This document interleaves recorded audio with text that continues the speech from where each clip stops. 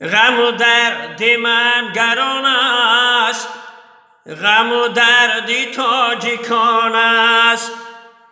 غم و درد من گران است، غم و دردی تاجیکان است.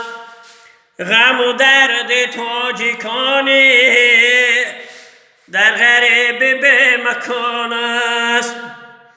غم و درد تاجیکانی